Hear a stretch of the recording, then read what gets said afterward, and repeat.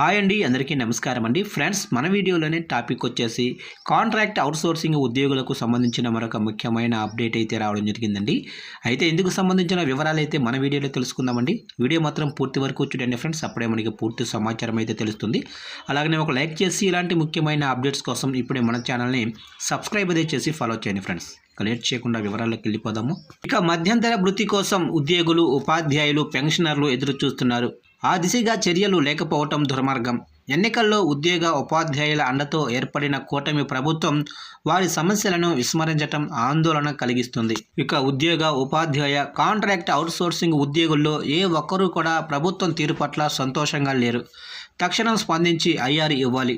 అలాగే CPS, GPS విధానాన్ని సమీక్షించి అందరికీ ఆమోదయోగ్యమైన నిర్ణయం తీసుకోవాలి.